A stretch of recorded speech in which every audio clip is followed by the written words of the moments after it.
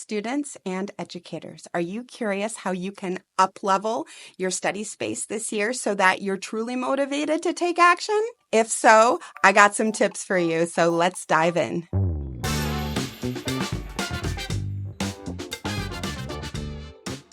Yay! It's 2024. Hi, everybody. I am Gretchen Wegner, the founder of the Anti-Boring Learning Lab, where we obsess over science-backed study skills and executive function strategies that every student needs to thrive. And because it's the beginning of the year, we are here to talk about study spaces and how your environment truly impacts your willingness to take action. Today, we're going to look at the different kinds of study spaces I believe every student needs and what the difference is between a boring and an anti-boring study space, as well as, if you stayed till the end, educators some scripts for what exactly you can say to students to get them reflecting about their own study spaces during the second semester. To get us started, let me bring out somebody new to the YouTube channel. Meet my new whiteboard. I don't know how often I'm going to use her, but please, if you have an idea for what I should name her, please post below. I think she's a girl. She could be non-binary. I don't think she's a guy. But anyway, if you've got some good ideas for my whiteboard's nickname, please post below and I'd love to hear it. First, I want to talk about what is the difference between being boring and being anti-boring, because this is relevant if we're going to figure out what an anti-boring study space is. So first of all, notice this picture here. Boring. Things that are boring elicit this heaviness to them. This heaviness like, oh, I could just stay in this spot on my couch or my bed. I could just fall asleep. No impulse to action here, right? Whereas anti-boring, over there, it's not like, woohoo, yeah, I'm so excited to get started. I mean, that is so unrealistic, isn't it? But anti-boring is this more up feeling like, ooh, oh, I'm kind of curious about that. Maybe I could do that. I wonder if I'd like to do that. And that's why we have a question mark and an exclamation point right next to that. So because it is true, and I've already told you about this, but let's look at it again. Because it is true, there are scientific studies that show that your environment will absolutely affect your motivation to take action. And if that is true, that means that if we have boring study environments, we are going to feel bored about studying. I just bit my lip. And if we have anti-boring study environments, that means that we might be more likely to take action because there's something about the space that draws us in. Now, you've had a whole semester already. This is January 2024. So you know whether your study spaces that you have, whether at home or in your dorm room or at school or the library or wherever, you know whether those are boring or anti-boring for you. And so what I want to do is tell you the two kinds of study spaces that I think every student needs to focus on. I even have these spaces for myself. And in a moment, I'm going to give you a tour of my spaces. But first is a permanent desk. This is a place that doesn't go anywhere, that is set up for you to either study at or at least to organize all of your things that are related to studying. The second thing, though, that I want you to think of as a study space is a portable desk or a portable set of work supplies. This is whatever is in your backpack or whatever you bring with you in order to study. Maybe it's down at the dining table in your family's house, or maybe it's over at the library or under a tree somewhere. But you do need both of these. You need a permanent spot and you need a portable spot. So let's actually have me show you around my space. Okay, everyone, behind me is my workspace, and I'm excited to give you a tour so you can see how I have attempted to create an anti-boring workspace in my very own living room because it's felt really boring for the longest time. And so I've been really putting some intentional decision making in how to make it a workspace that I can't wait to get to in the morning, and I'm about to show it to you. Now, please remember, I'm not a student, right? So not every part of this tour is going to be fully relevant for you, but what I'm trying to do is model my decision-making process about how to turn a boring workspace into an anti-boring workspace. Let's turn the camera around and get going. All right, so here is my workspace.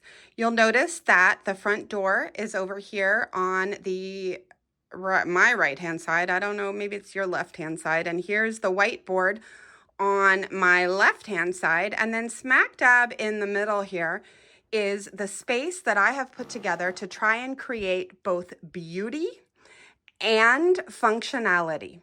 So let's go straight ahead and you'll see my standing desk right here. I just love this desk that I got off of Etsy. If you guys want the links for any of these things, by the way, please post below in the comments. And if enough of you want them, I will go ahead and add a comment with all of the direct links. So I love this standing desk. I also love my setup with this super skinny portable second monitor, so I can take the second monitor to a coffee shop or in my camper van if I want to, and then obviously my laptop. Now, because I am a YouTuber and a podcaster, I also have a fancy microphone and I have some fancy lights that are usually behind here. Sorry about my random hands coming in, but right now they're behind me so that you can actually see. Now, on my desk here, I've got a timer. I find it really helpful to have the time timer that helps me see my work chunks very visibly. I also have a bunch of fun things that remind me of my niece. She made these for me. I have a way to charge my devices. That's actually really important. I have a spot where I put my retainers, very important when I'm podcasting.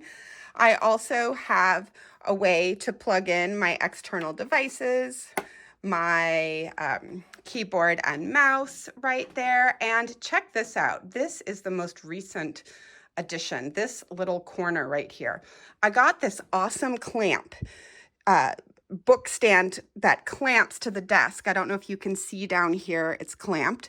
And the reason I did that was I needed a place to have my planner front and center so that I am always aware of where my to-do lists are and what I'm going to do. Now you'll notice it's Monday actually, and I haven't planned my week yet.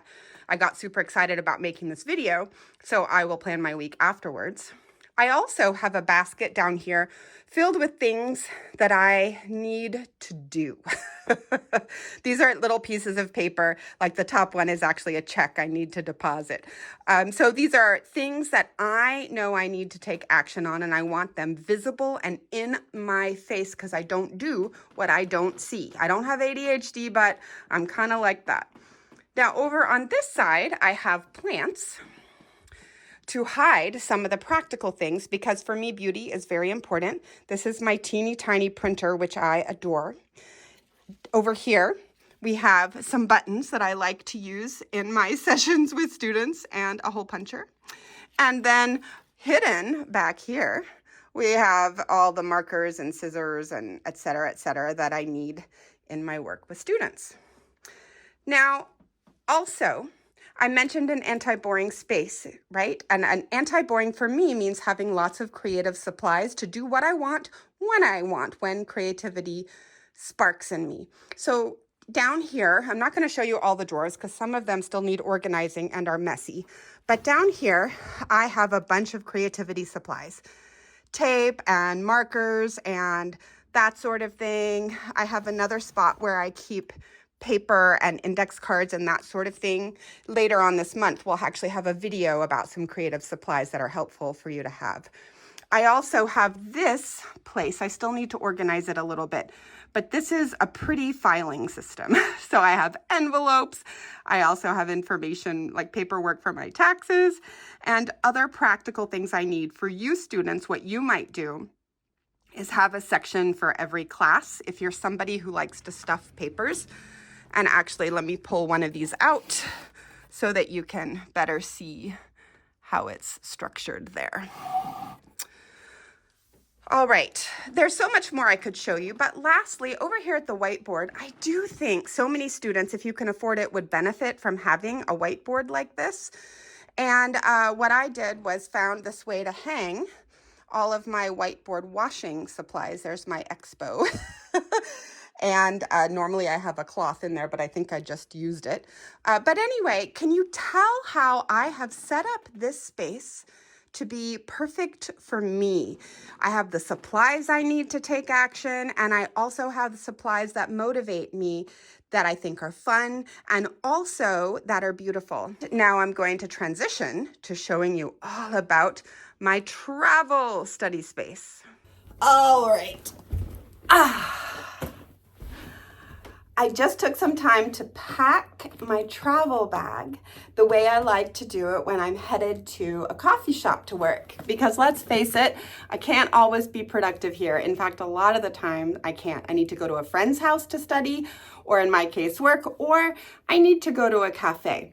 So I'm going to unpack this for you to show you how I keep myself engaged and motivated when I am away at my desk, that is away from the house. First of all, I like pretty things. This is something that makes me feel like I'm not going out to work. I'm going out to look nice. So I love my little backpack. You probably will need a bigger backpack since you have textbooks, but I don't have that. So let's see what's inside it.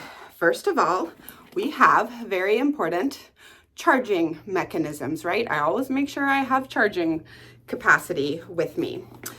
Next, also quite obviously, I have my computer.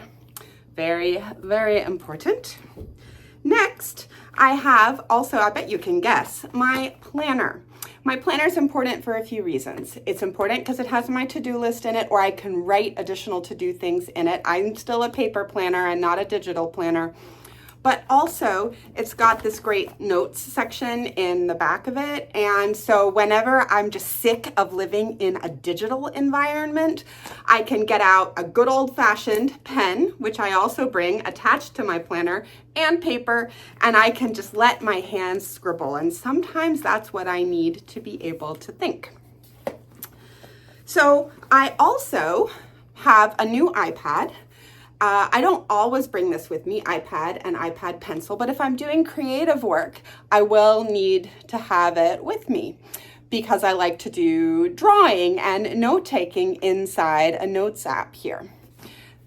I just realized something I didn't pack, but would be a good idea for me to continuously pack is, let me just grab it right now, from my trusty little basket of whiteboards, a blank whiteboard, and a whiteboard marker.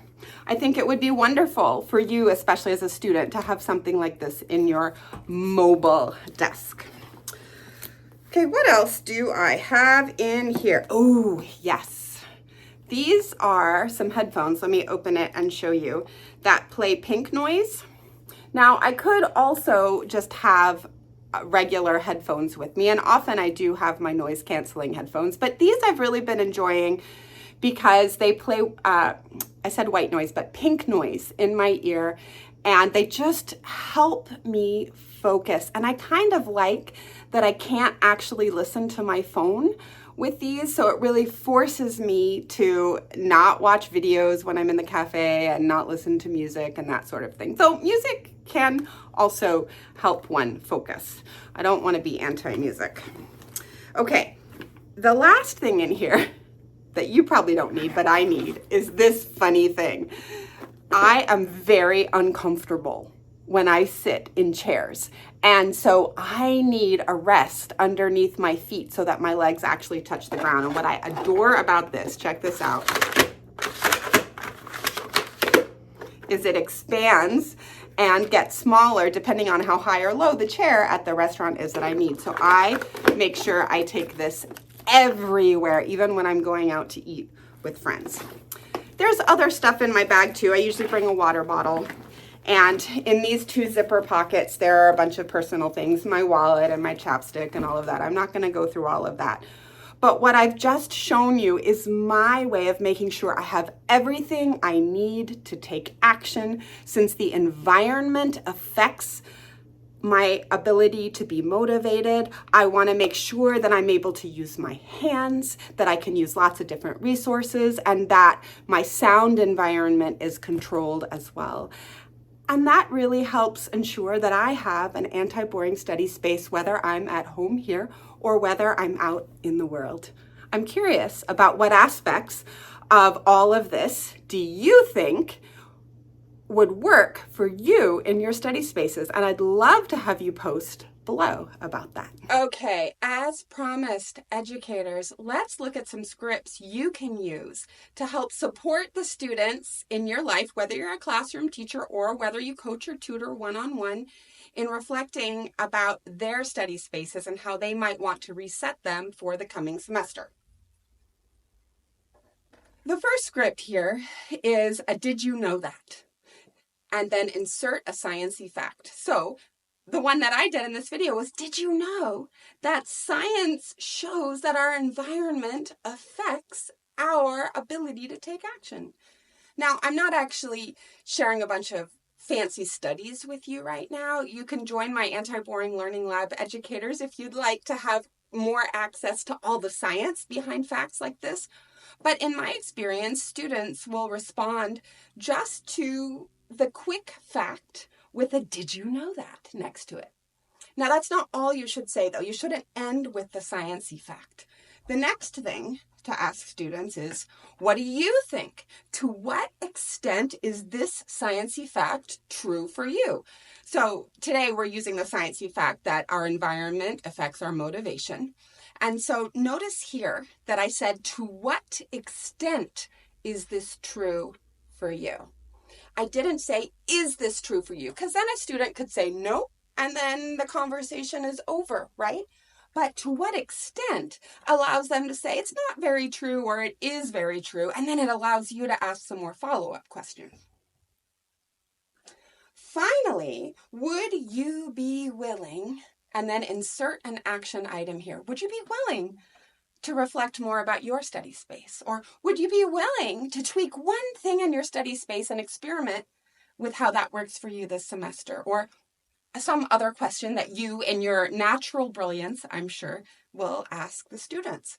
And I find that these 3 questions in a row really support moving students into actual motivation to take a little next action. Alrighty. Curious about my approaches to working directly with students and talking to them in a way that inspires motivation and action? If so, I invite you to head over to my website, antiboringlearninglab.com/library. And there are a bunch of free downloads that will give you an intro to a bunch of my academic coaching processes relevant for both coaches and tutors, but also classroom teachers. See you over there and see you in the next video, everyone. Bye.